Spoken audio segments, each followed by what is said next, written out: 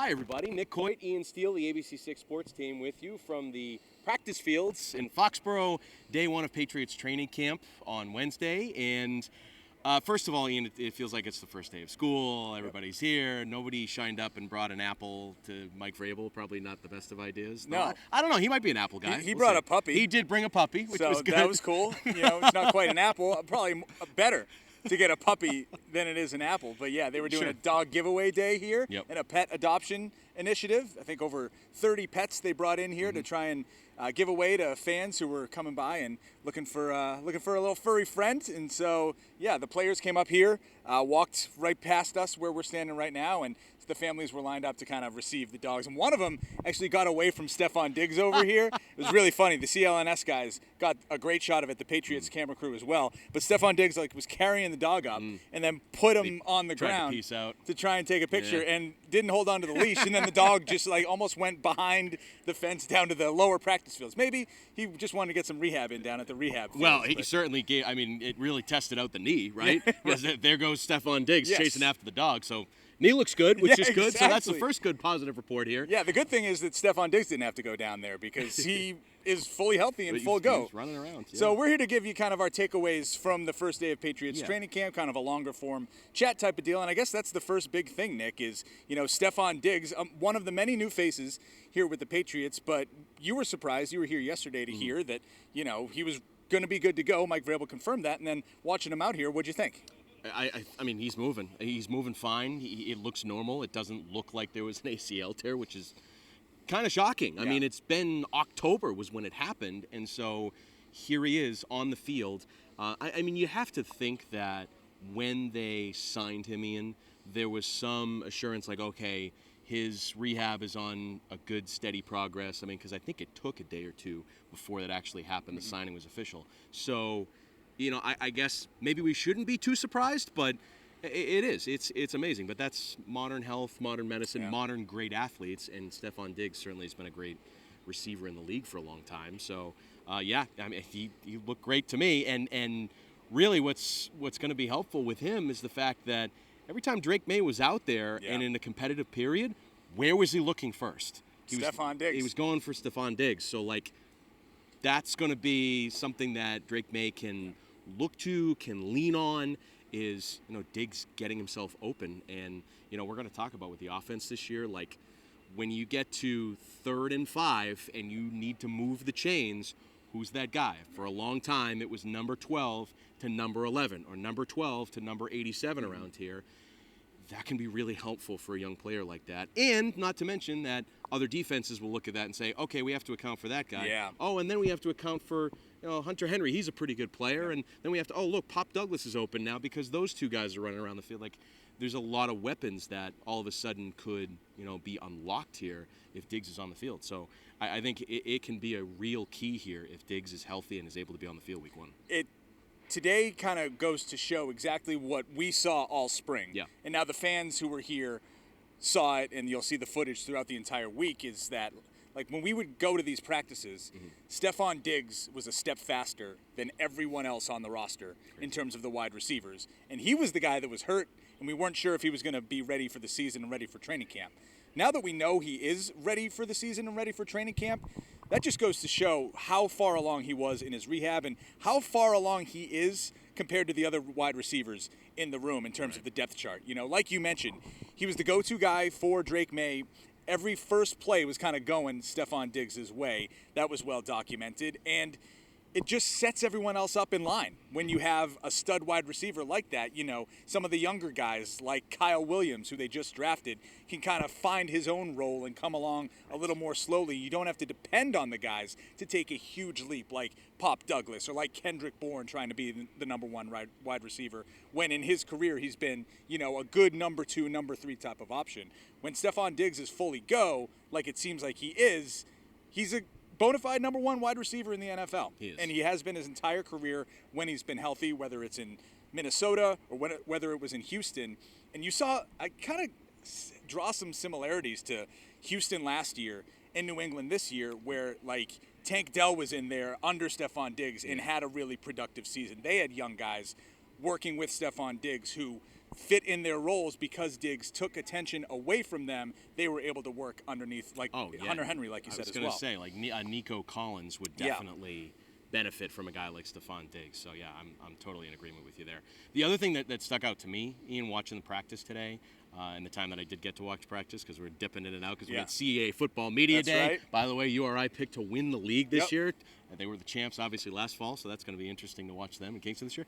I looked down, and it was cool because I had kind of the overview because I'm kind of popping in and out, and it was crisp. Yeah. The pacing of practice was quick, crisp. like hour and 15, hour and 30-minute practice. And Mike Vrabel said it yesterday, and he kind of warned us. It was like if the players can get the work done in 90 minutes, that's all we need. Yeah. And what was striking about the pacing is that it didn't look like guys were like, all right, where are we going next or what are we doing?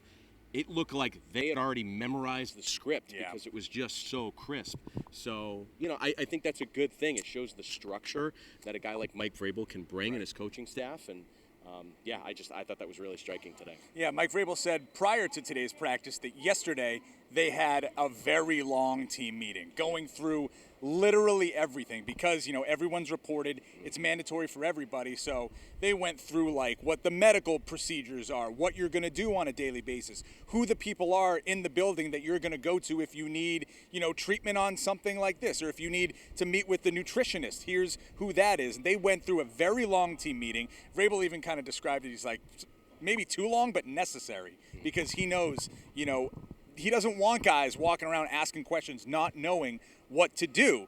And this is the difference here with Mike Vrabel coming in as his first year as the Patriots head coach. He's been around the block before. He has experience. In fact. He's definitely been around this block, and he knows the building and, everyone around here. Some of them are still here from when he was playing, but the experience of just knowing what to do and having prior experience and looking in years, like he looks at, his Tennessee kind of script from his last year there, adjusts it, puts Patriots on the top, and then hands it out to everybody like, this is what we're going to do, and he's been through it before. Yeah. That just goes to show that, there's just more of a I know what I'm doing kind of vibe here rather than a happy to be here vibe. Yeah. You know what I mean? That's a good way to put it. He just commands the entire building and the entire practice field in a way over the first few days that, we've seen the clips of him just grabbing onto offensive linemen and just giving them the business and trying to run drills with them. He puts the pad on, he gets in there with his players. I didn't see much of that today. He was kind of walking around and doing his thing, but just the presence of him and having the prior experience to keep it moving in a way that isn't such a slog and such a grind. Yeah. Because, as we know, he put on the pads and went through, a decade plus of training camp. Yeah. And we asked him, prior to practice, we were like, do you like training camp? Are you excited about training camp? He's like, he does. Because he knows his job right now is to build a team and put the pieces together. But, I wonder if we thought back, if we asked him in his 9th or 10th year in the league. No way. Devin McCourty always said, training camp sucks. He hated training camp, but it's a necessary evil. Yeah. Mike Vrabel probably would have said the same thing, his last few years here when he was in Kansas City. But, now he has to love training camp because if he starts belly aching about training camp, then everyone else is going to follow. But that's what the head coach does. He sets the tone for the rest of the team. He certainly did today. Well, this guy's got the energy. Yeah. He's always had that. He had it when he was a player. And presence is a great word because if you ever see Mike Vrabel in person, thinking about the old pads that they wore when he was playing, he must have been like a transformer. Right. Unbelievable. He has a presence. But the guy said that. I thought yesterday when Brendan Schooler talked about what the vibe is with him, he said, you're not scared, but you're on your toes because this guy is going to make you be on your toes. And that's a great thing. It's not surprising because that's who Mike Vrabel was as a player as well. So yeah, there's definitely. He's already busting our chops. He did it yesterday. He did it today. He did it today Yeah. as well. He Build a team. to that question. Yeah. Find a role, and what was the third Oh thing? God, he's gonna come down here. I and, know. Don't put this online because he's gonna come after me. I'll Build a study team, up. find a role, Yeah. and It's something else. I yeah. can't remember what See, it was. he quizzed I us cut on that soundbite yesterday Yeah. too. Go figure. Yeah. he quizzed us on the 3 pillars of what he wants to accomplish in training camp. Yeah. But the number one thing was build a team, team. and find a role, and then Yeah. execute on the field or something like that. Yeah, I Like think that's that's- kind of know what you're supposed to do. Yeah. Mike, we'll get it ready for if tomorrow. You're watching. But so in his pre-practice press conference, Yeah. he quizzed us on it. Like, and He looked at Mike Reeves, I think. he looked at Mike. He's like, "Do you know? Do you know?" And none of us knew, and we still don't know. So yeah. it's day one of training camp for us too. is good. But the players will say that too. Like Vrabel will put you on the spot in the front of the entire room, in front of the entire team, and ask you a question. Somebody else used to do that and you too. better have the answer to it, because one, you're in front of the entire team. You don't want to be embarrassed. And what's it going to be like when you're out in front of thousands of people on national television and you mess up? Right. That's just the start, and then it builds into something bigger. I think the other thing that was striking today too, Ian, was you listen to some of the things that players will say after practice, and I mean, Drake May is starting to get into that leadership role, and obviously with the offseason and meeting up in North Carolina with the offensive guys, that was a great sign. But the quote of the day, and I think everybody's going to run with this, and you just put it up on social media, is that guys around here are tired of losing. Yeah. And that's exactly what you want to hear from your quarterback. But what I think is a great positive is that I think you're seeing it in the way that he's preparing for this season, and the way that he's going about his work on the field. Yeah. And I just, that quote, people are going to run with it, Yep. and they want to run through a brick wall now. But like that's a great thing from your young quarterback, who obviously everybody is expecting to hopefully make a leap this year, because a lot of hope rides on what happens with your second-year quarterback. Big time. I mean, and he said it. I think he said it a little bit last year as well, when things weren't going well, and he took it upon himself to kind of get out in front of it and say, I'm tired of losing. We're tired of losing, and kind of, throughout the offseason, we've seen him kind of grow as a leader, organize those offseason kind of workouts and things like that. The question is, with Drake, he clearly has the talent. Yeah. He clearly has, the athleticism. He's learning a new offense, number one. The offensive line, number two, which we don't really have a great idea about yet, because they're not in pads and they're just kind of doing half speed. Though I would say today was a slow start. Yeah. Slow start. It's day one. The defense should be ahead of the offense. The defensive line won today. But we'll see. I Yeah. mean, you're going to watch that. Sample size guy here. Big sample That's size true. guy. That's I'm fair. Not a one, but day one. But you think about the sample size of the last 2 to 3 years. 100%. That's a big sample size. 100%. But they obviously went out and added this offseason, with their first round pick, Will Campbell, with a guy like Morgan Moses on the left, or on the right side rather. So we'll see. But Yeah. it takes time to get that continuity. But you have that feeling offensively, with Drake, that he's got support with Josh McDaniels. And the offensive line has. But that's also another question that I actually is. kind of have Okay. with Drake May, is like Josh McDaniels and Tom Brady were like simpatico. They could speak the Sure. same language. They would say one word and they could finish each other's sentences. They're like Right. me and you, And so they were They're like me and you. See, I just did it too. They were like work wives. They were married. They knew the offense inside and out. Yeah. And you wonder, with a young quarterback, like every time Josh McDaniels has kind of not had Tom Brady, things haven't necessarily gone very well. And with Drake May, Sure. a young second-year quarterback, you wonder if he can pick it up. It's his third offense in 3 years, going from college to last year Van with Pelt. Alex Van Pelt to here. And my head would be spinning. I'm sure his is too a little bit. That's a question that I need answers to before I can be all gung-ho, tired of losing, win some ball games. Sure. I also would say that McDaniels worked with Cam Newton and got a lot out of Cam Newton when Cam Newton was clearly on the back nine of his career. And a young Mac Jones. That rookie year with Josh McDaniels was decent. They got to the postseason. They did. So, we'll see. The question will be like, how much is he feeding him?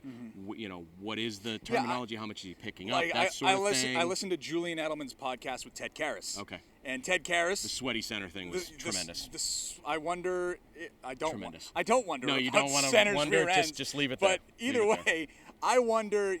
But Ted Karras was kind of explaining. Ted Karras was so great with us when he was here as well. Great. Great quote, easy to talk to. Yeah. Same thing with the podcast. Recommend it. I believe it's Games with Names. They talked about the Antonio Brown game. You remember that? Oh, yeah. What a week. Well, it was 1 week. That's going to be a 30 for 30 at some point. It should be. Yeah. They started it with 11 Julian days Edelman. in Foxborough. But Ted, who played center here, kind of described, what Josh McDaniels' offense and what Brady would do. Like, are the centers making the calls? And he was like, no, Brady was kind of setting everything up.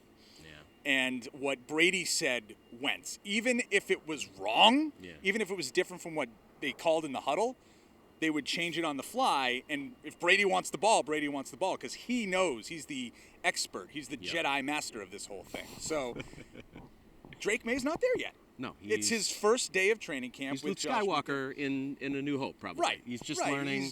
He's just met Obi-Wan, Right. Yeah, there's a little droid. He's got the blindfold on. There's my nerding out for the day. No, that's fair. Yeah. It's a very fair comparison, I think. Honestly. Like, he's not ready to face Darth Vader in The Empire Strikes Back Doesn't know he's his dad yet, but like, eventually, you never know. So that's something that I will just bear to watch moving forward because I will say, like, Drake's attitude is right. Yeah. Like, he seems like he's doing the franchise quarterback of the football team very well in terms of playing the role, leading the troops. He's the first one in there. But at the same time, he's still getting nudged by the coaching staff a little bit to become that leader. Like, in Forged in Foxborough, the docuseries, right? And Mike Vrabel was also asked about this. He wanted to know what to call it first. Right, yeah, it's a docu-series, I suppose.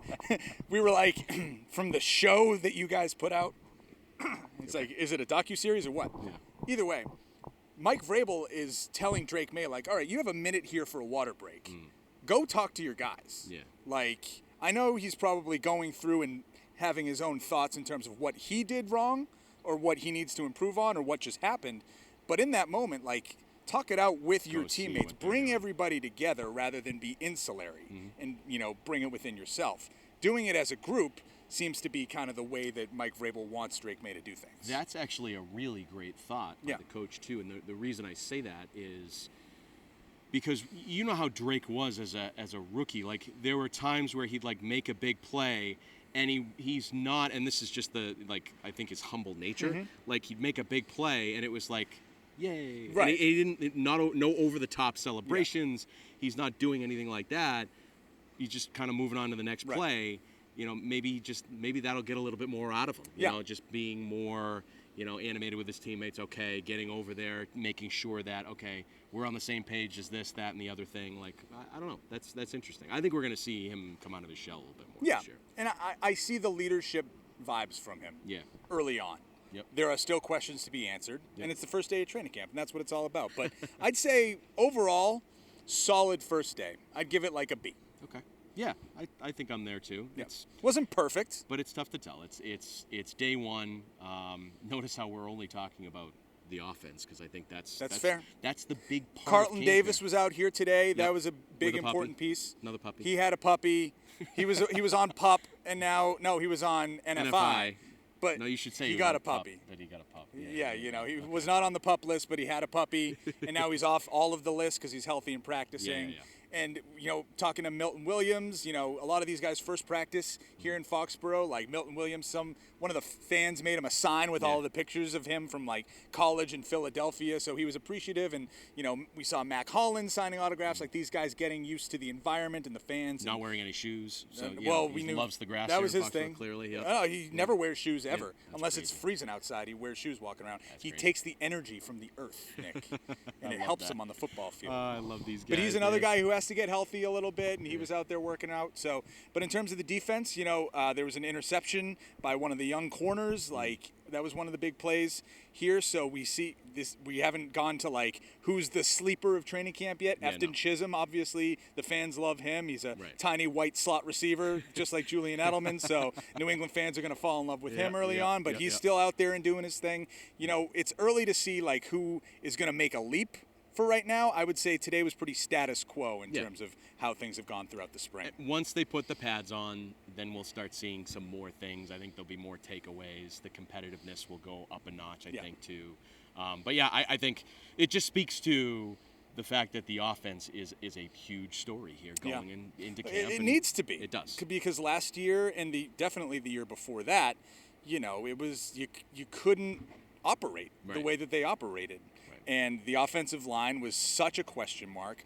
I like what they did with the staff and bringing in Doug Marrone. He's a former head coach who's been around the block and is coached at the college level, coached in the pros. He was a head coach. He was an assistant coach. He was an offensive coordinator. Like, he's a guy who has experience. And you see more of that now on this team.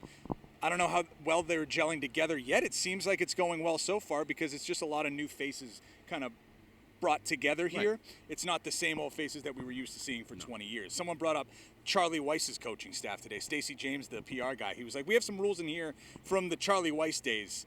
And I was like, oh, and they're still there. Wow. So like, but like you say Charlie Weiss and everyone's like, oh yeah, Charlie. Like he was here for almost a decade. Mm-hmm. And now, because of so much changeover over the past few years, we're seeing different faces come together, and that's very interesting. And the Patriots also, speaking of coaching staff, Terrell Williams was out here today, the defensive coordinator. He had to step away during the spring. He was Zooming in and doing meetings on Zoom because of a health issue, but he's back out here. He and Mike Vrabel are so tight. Yeah. Like, they go way back. They have a lot of bug flying around you. Is that Terrell? Mm-hmm. Sir, I'm talking about you. Okay. But so having him back out here, that's a lift for Mike Vrabel in the defense, and it's just also the first time that they can really all get together and execute what they want to do defensively. Yeah, so we'll obviously have our eyes on a lot of these things here as camp goes forward. Ian's going to be here the next couple of days, and we'll give you these takeaways when we have the chance. So this is we're here at training camp. I want to go in the memory machine because you've covered this team for over a decade now. This is year 12. This is year 8 for me. And then I got to the point where I'm wearing hats because I know I'll get sunburned out here. So that's a veteran I'm cooked move. And I know it. So think back over your decade plus here. Okay. Give me the first time you saw a guy practicing and you were like, whoa, who's that guy? Ooh. And then it turned into something. You know what I mean? Because for me, I can think back to when, let's see. I got one. All right, go ahead. I got one. And it's sort of obvious, but it was my first season covering the team was 2014, and I still think that is one of the best teams that has been on the fields here in Foxborough. Watching Darrelle Revis practice at quarterback, like, the dude was just smooth. Mm-hmm. He walked in the field, there was this vibe. He would wear sweatsuits every day. Like, he did that. Even kind if it was of like Matthew Judon type of thing? 100%. Yeah, 100%. But he just, like, there was nothing flashy, there was nothing sexy. It was just professional, and you just saw the vibe from the guy that was like, oh, yeah, this guy knows what he's doing. And it was like, you walk out, because that first year, 2014, it's like Brady comes out, and Gronkowski comes out, and Edelman comes out, and, like, those are the obvious ones. Yeah. You add him in the offseason, and it was just like huge difference. Mm-hmm. Huge difference. You could see it. And I think he rubbed off on some of the guys that were in that position group, including a young guy that preseason that ended up making the team, a guy named Malcolm Butler, who was pretty good for them late in the season. He was a rookie that year, He was a rookie. Yep. He was a rookie. That was one of the first one-on-one interviews I did here at camp. Was with him. With Malcolm? Yeah. Because I was like, I was a whippersnapper. I'm like, I gotta get a one-on-one with somebody, like whatever. And so I got him. He was near his locker actually. So I've heard stories like that was such a veteran team that like, when it was media time, they would kind of they were just sick of it, especially at the end of the year because it's such a grind in the middle of a football season. But Malcolm would always be in there. Nice you guy. Could always just walk right up to him and talk to him. Nice so kid. It makes sense that he was your first interview. Yeah, he was great throughout that whole season, and then. It's funny, years later, I ran into Malcolm Jr., who's a big Instagram kid now, of course. Yep. He's funny. Making plays in his 7-on-7 and doing his thing in Rhode Island. It's awesome. So outgoing like his dad. But I would say when I first saw Revis first year, I was like, Revis was a dude. I was like, oh yeah, this guy. So for me, and it was so funny. So Trent Brown's my guy. Because just because of his physical stature. Oh, big boy. And seeing him move, it's like a dancing panda. Who is the little running back that they had that stood next to him? J.J. Taylor. J.J. Taylor, Yep. thank you. J.J. Taylor and him and Mike Reese standing next to each other on the step stools. So I remember when Trent Brown walked in for his introduction in the spring after the Patriots signed him, he came up this little staircase and he just like emerged like a hot air balloon and was just up there, and we were like, oh yeah. He was the biggest player in the NFL at that time, and the Patriots had him. But then seeing him out here and seeing him work with Dante Scarnecchia, who was the legendary Patriots offensive line coach, and he's like, he's in his 70s, I think, at that point, and he's like a skinny guy looking up at him, but yelling at him and just giving it to him and making sure, you don't want to do it this way. That was the Belichick story about one of the guys they had in the past. But But it was the same type of deal. Yeah. And he got in line, and that was a very productive year for Trent Brown. Yeah. They ended up winning the Super Bowl, basically running the ball behind him and Joe Tooney. In terms of that postseason and making plays, they knew that they could go behind him. So Trent Brown was it for me. Just to like, I felt bad for the guy because he's out here and he's 400 pounds and he's 7 feet tall and he's sweating his rear end off. But he was in line that year and it worked out. He was great that year, and then he isn't here anymore. Now he's not here anymore. Yeah, right. But so Trent Brown is the first guy that was like, who is that? Yeah, that guy. And it was a good one. So I'm waiting to see who that is for us here this year. Yeah. You know, I don't have any takeaways in terms of like, whoa, he's flying off. I mean, Stephon Diggs as of now. I'll say there's another guy that I'll say from the past too, and it was with words and with stature. When Martellus Bennett was signed to the team. Yep. That was a big deal. Yep. You know, because I'm like, oh wow, this guy's just as big, if not bigger than Gronk. Yeah, right. Like, okay, they're gonna put him on the field with those two together. I'm like, whoa. And then he started talking, and then I was like, oh, this is gonna be a fun year. Yeah, right.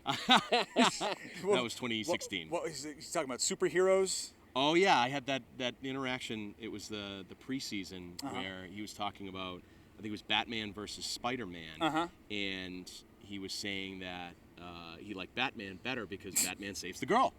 And then it spilled out. I was out doing stand-ups on the field, and I was like, I don't know, like Spider-Man does a lot of, but he's like, no, man. He stopped and he started having the argument with me, and I'm like, oh, this guy is so. So he walked by you, and he's like, no, I'm not done. No. Oh, yeah, right. Oh yeah, that was him. That was him. So it made him an entertaining guy. But he was also a really productive player for that season too. He was. So that's another guy I would put out there too. Right now it's Stephon Diggs because he just seems like he's just a hair above everybody else in his position group. Very interested to see how the wide receiver position shakes out. They're going to have to make some tough decisions there down the road. But early on now it's like Stephon Diggs tier A, and then everyone else is kind of in tier B and C. I think receiver is the position group of this camp. And we're going to be watching it, whether it's the rookies from last year, whether it's a rookie this year and Kyle Williams, whether it's guys been around here. Like, you're only going to keep so many, so how are they going to fit them all in? But you're right, Diggs is the guy that he's popping off the field right you now. start with, and then which is crazy because he tore his ACL less than a year ago. But there you go, he's been on the field. He's back. Any other takeaways, real quick hits? Sox thoughts? Oh, we're going through this whole thing. Just give me like. They're facing the iron of the league right now, and it doesn't look great. But I still think there's something in there with this team, even that Cubs win Sunday. So you're a believer. You're a buyer. I'm a buyer on a team that I don't think is ready to win the World Series yet.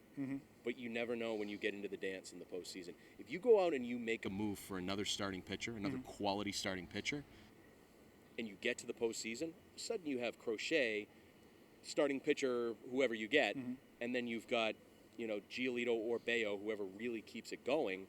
That's still pretty solid. The thing for me right now with them is that their offense in the second half has been so bad. It's fizzled. They're scoring like one run a game, maybe less than that. But the potential for those guys with their young guys in the lineup is still there. Like they've not reached. That's true. It's a lot of young guys, and they're going to go through. Roman he knows how to hit. Yeah, the kid knows how to. It's crazy. Like he's got to get it in the big spots. Even when he, was just first coming up and had a rough couple of weeks, you could see that he's identifying everything with his eyes. It's crazy his eyes, and then all of a sudden now he's getting 2-3 hits a game. It's crazy. What? It's a different story, but so back when we were in college, we would do the spring training trips. Yep. You remember that? Of course. And so there was a certain player on the Red Sox. I won't name who it is. doing an interview with one of our colleagues. Okay. And before the interview started, this person walked up, female, walked up, like, I'm so-and-so, can we do an interview? She's like, yeah, like, your eyes are, like, crazy. I was like, I remember this. I was like, I don't remember the play. should I I remember this. record? I'm in college. I'm like, okay, yeah, we'll start the interview now, but your eyes are, like, crazy. So when you're talking about Roman Anthony's eyes, are Roman Anthony's eyes, like, crazy to you? They are. They're very crazy. He's just. I love the kid. I love watching the kid play. I think he's going to be a star for them. All right. He really is. See, they have to hit. The pitching's been there in the second half. The offense needs to come around. Yeah. CAA football takeaways. You were on the Zooms this morning. Rhodey picked to win the league. AJ Pena, preseason defensive player of the year, the outside linebacker for the Rams. Yeah. And Rhodey won it last year. Continuity on offense. Okay. Your quarterback is back. Healthy. Your top two, at least, receivers are back, with Buchanan and Gaines.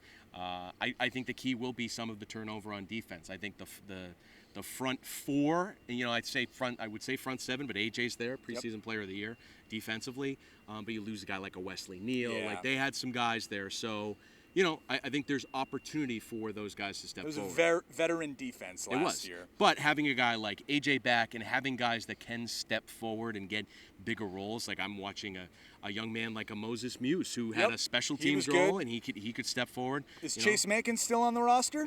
He was flying around still on the roster. He was flying around making plays last year. I think as a true freshman. That's Logan Mankins' son. He's a defensive lineman at URI. Logan goes to the games. That's just See great. him in the beer lines. God bless him. Yeah, just having a good time watching his boy. Young man like an Andre DePina Gray, another local guy who's gotten some time. I think he's going to step forward as a leader. Like, there's obvious, opportunity on the defensive side of the ball. There's opportunity in the league. Yeah, there is. I mean, there's been There's been a mass right. exodus. We have a mosquito on Nick. Yeah, nice. You good? I'm good. Stephon Diggs, like, almost Karate Kid one. We need speed, Rock.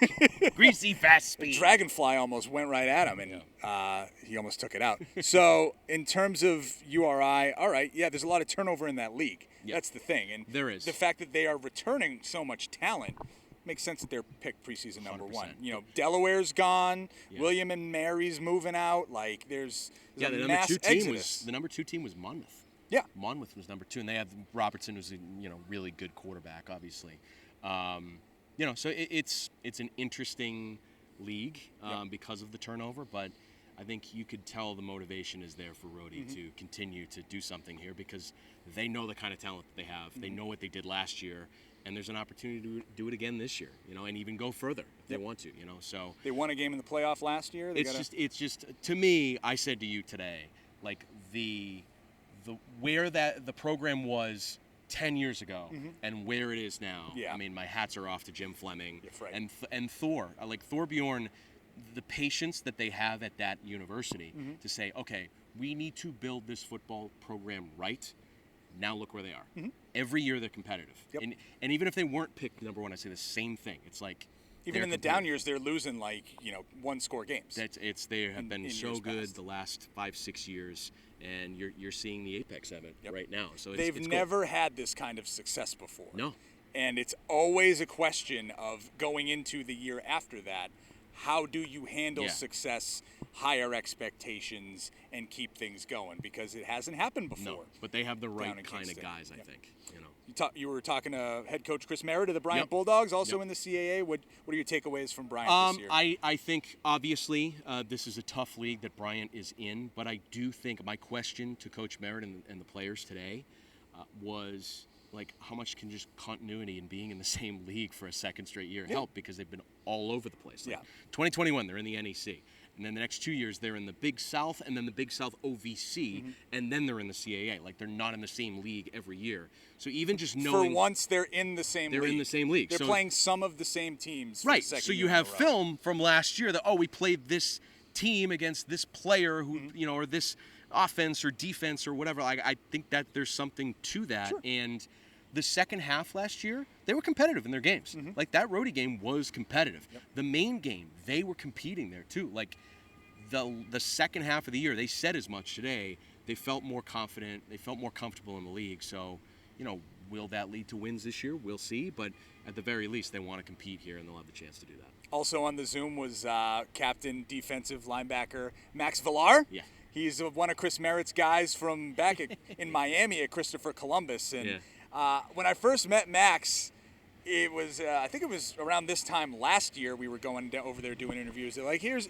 Max. He's going to be one of our defensive leaders, and he's like, we're talking about puppy day here, like puppy dog energy. I called him the Danny Rojas of Bryant football. He is football is His life all the way through, like just undying energy. So that kind of came through the computer screen today, I bet, and he's flying around making plays, coming back for another year. So he's been with Chris Merritt for a very long time. If they can win together, I'm sure that would mean a lot to them. Yeah, so interesting takeaways from that league today. But Rhodey has a chance to have another special season here, which is interesting. Last thing, shout out to the Cranston Western softball girls. Their run comes to an end in the New England Regionals in their third game. They lost to Maine today. They beat Canton, Mass, had the offense going. I think they may have just ran out of gas today. They had a lead in the game against Maine. But Bonnie Eagle put up, I think, 6 runs late in the game in an inning. So, but Cranston Western was in the World Series last year, back in the regional this year. Obviously, a great Little League program in the state. We've seen it with the boys baseball, and the girls, of course. So, I'm not shocked, not surprised, and we'll find out who the baseball champs are later this week, too. In Burrillville, I believe, is where the state championship tournament is going on, and then have another team in regionals, and this is what happens with Rhode Island in the summer. The Little League baseball and softball take over. But no, great run for Cranston Western. 3rd time in the regions in a row. 3 straight state champions. So it goes through them next year as well. So shout out to the ladies. That's all I have. What about you? We're all good? No, I think we're all good. I think I'm looking forward to camp here and. Getting ready to get back going. Like you said, first day of school. Nice. The end of sports summer is come and gone, and now we're back working, man. So we have a name. This is nameless for now, I guess, but we'll come up with a name. We're trying it out. Yeah, we'll see how it goes. Yeah, but it's nice to chat with you. I like 6 in the office. Yeah, but we're not in the office. But we're at camp. Eventually we will probably be in the office for this. It's like the Maine thing popped into my head working in Maine. We're 6 up to camp. Up to camp. Up to camp. That's what they used to Maine, say. because that's what you say. Up to camp. You're going up to Maine. Maine. Up to camp. Yep. And here in Massachusetts, it's on Cape or off Cape. Yeah. So we're on camp? Yeah. Yeah. We're How are ya? on the Cape. Yeah. Yeah. Going to Yarmouth. Yeah, we're going to Going Foxborough. to Dartmouth. Going to a Cape League Going game, to kid. Falmouth. Yeah. Going to Marsh Vegas. Viva Marsh Vegas, everybody. Right. We'll see you next time. Probably next week sometime. So check back in on the YouTube channel and on ABC6.com.